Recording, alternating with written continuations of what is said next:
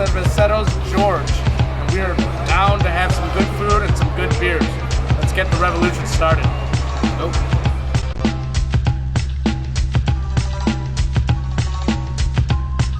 So what I have here is a Norma Gene Porter. It's an Imperial Porter made by Revolution. The special thing about this beer is that it's a barrel-aged beer. Now, the thing about barrel-aged beers is after the fermentation is complete, the whole beer, or the different batches of the beer, get put into whiskey barrels. In this instance, this beer has been put into a Woodford Reserve bourbon barrel. What that does is basically whiskey.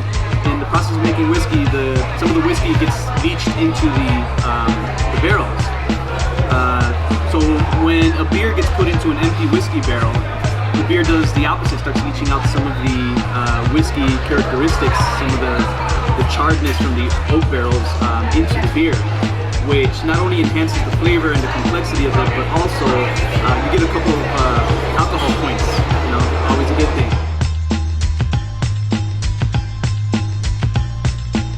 That is great. You get a lot of the chocolate notes from the malt. You get some vanilla that you can automatically tell is from the whiskey barrels. You get a lot of the chocolatey notes, the flavors of the whiskey.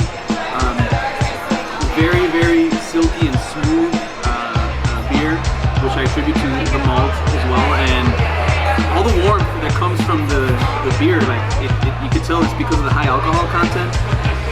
Immediately you feel that warmth, the alcohol heat, but it's a very mild heat. Alright guys, so what we got here is a double pale ale. It's a double Iron Fist from Revolution. What's the color? It's in a tulip glass.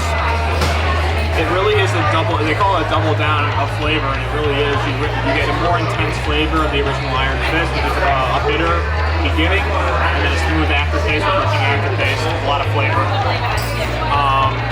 8% alcohol by volume, so you're up at about 3% from the original. So right here I got the coffee Eugene, not the Eugene. It is somewhat similar to it. It is a porter, but not exactly the same thing. So what I was told, it has a little bit of the, it's made with dark matter coffee beans, pretty high in alcohol, it's like 7% in there.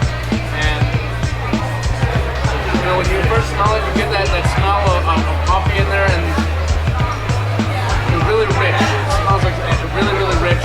And I haven't had this beer before either, so let's see how this one goes.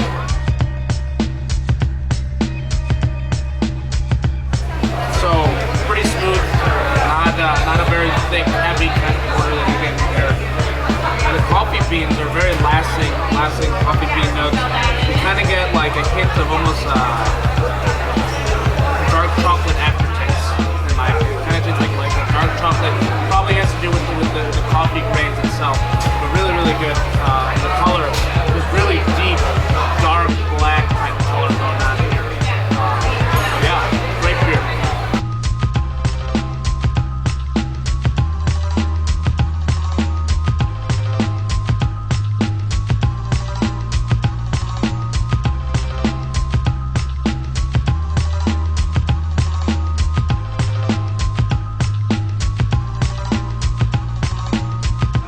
Got here is the El Hombre burger. There's a little bit of Chihuahua cheese on here, a little bit of tortillas. Let's see what else we got on here. We got the avocados, I believe there's some onions, well, not onions, I'm sorry, peppers that are sauteed and put on here also. Can't really see them right now. And then we got some really, really nice breakfast potatoes going on right here. We got a charcuterie platter, so we have some pork liver pate, some pickled, like jardinera. We got some pickled onions. We have a blueberry fennel sausage and a molasses sausage. And then we have the pork head cheese with some mustard, some house mustard, and some house baked bread. Wow. I got some apple with hot wings, with blue cheese, potato salad, and sauce.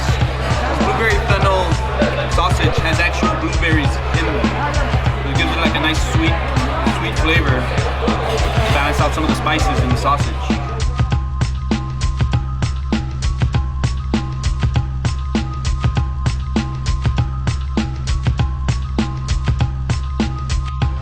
I was not expecting the burger to be this juicy. It's perfectly done. No, it's phenomenal.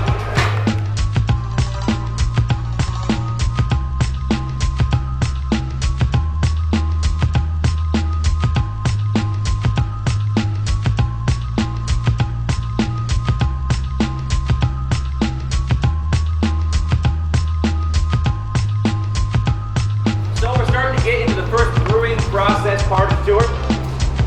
There's 4 main ingredients in beer: malt, barley, water, yeast, and hops. Barley, or malt for short. Now, what is malt and what do we do with it? Well, you can see some here that's been ripped out of a ripped bag. Malt is barley, it's a cereal, it's a grain crop. And what the brewer wants out of that is sugars, give the beer sweetness, as well as fuel for the yeast to turn into CO2 and alcohol. And after the grain has been kilned, it's going to give the beer its color as well.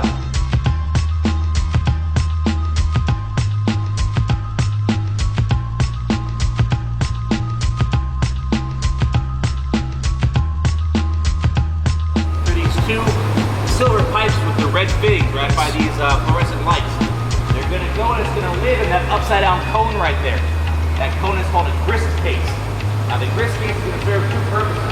One is going to be a big old funnel, and 2 is going to be a reservoir. The first batch of grain can be funneled down into the first brewing vessel, which is called the mash tun. Now the mash tun is where we steep that grain with hot water in 1 and 2 hours, depending upon the beer that we're making. As that happens, it's almost like you're making a cup of tea, so you're going to steep that color and that sweetness from the malt as well. As that happens, we're going to start to transfer another batch of grain to the inside of that case.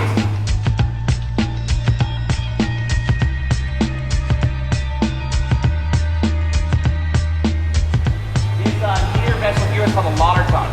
That's going to separate that grain from this wort, this hot, sugary water. The salt bomb breaks along the bottom. And as that wort goes through there, it's going to be transferred to vessel number 3, which is where the hops come in. That's going to leave behind our grain called spent grain.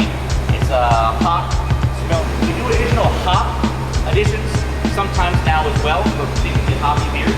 And it's a similar idea behind dry hopping. Dry hopping happens in the fermenter after the beer has been fermented, after the yeast is dropped out of solution. The liquid is cold, so the hops in there, they're dried hops, it's dry hopping. And you don't get any bitterness at all, just a whole lot of aroma. This last row is comprised of 3 240 barrel fermenters and 1 270 barrel dry pan. This is where the yeast comes in. This is ingredient number 4, the last refinement.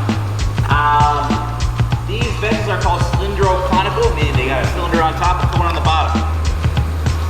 As they come down the slide, they are turned upside down to get that rinse out, and then turned right back side up again as well. As they come around the corner here, they're going to meet these 2 tanks of nitrogen. That hooks up to one of these rim posts right here, and that little canister right there drops a single drop of liquid nitrogen into each can as it goes by.